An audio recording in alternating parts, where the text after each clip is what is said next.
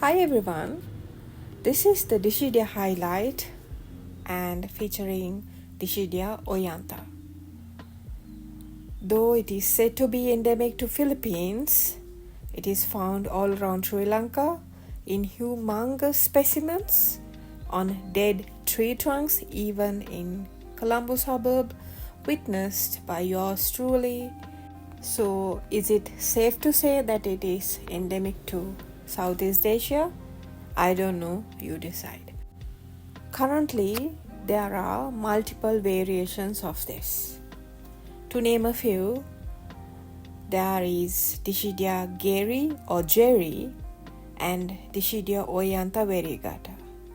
Dischidia geri or geri has a very flat and rounded leaf as opposed to Dischidia oiantha or the variegated variation of it.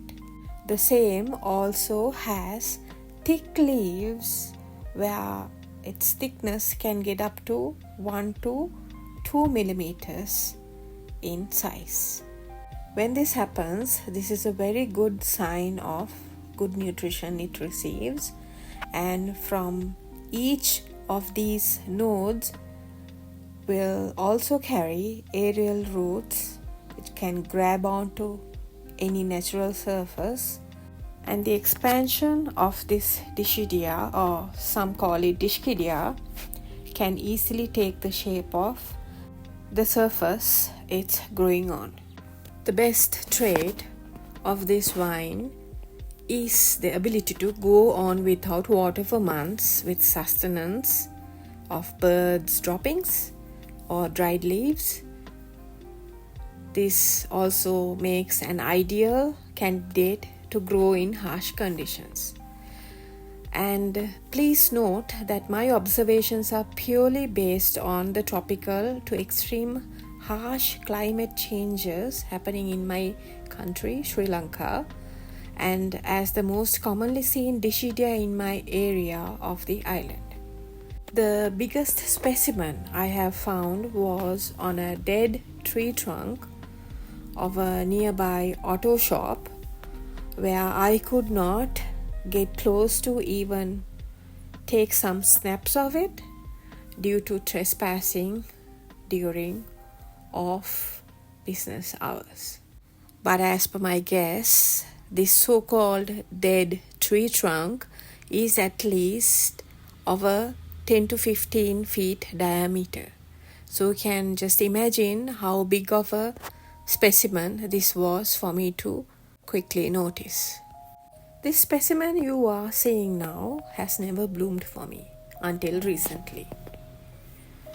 They gave me 4 small white clusters of buds which opened a little bit from the top, which is how the oblong shaped flower would bloom of this Dischidia oiantha.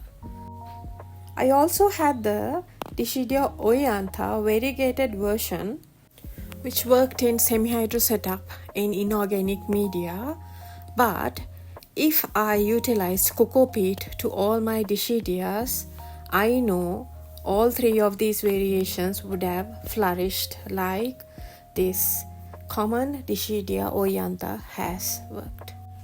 I say this because cocoa chips or coco peat would be the ideal potting medium for these tiny leaves, tiny stems, and their tiny roots in the tiny root system. If you know how to control the watering at the beginning of the potting and keep it in a shaded area, you can even dry this out fully or flood it for 1 or 2 days and nothing would happen. And you guys know I only speak from my true experience and a lot of common sense too. I will give this specimen new coco peat and a bigger pot in a few days. That is because I'm seeing a heavy and full root system inside this media.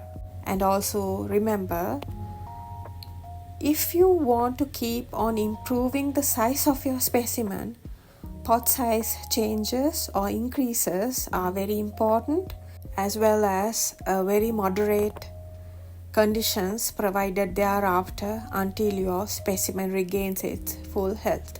And I know this does not require a lot of fertilizer since it gets going.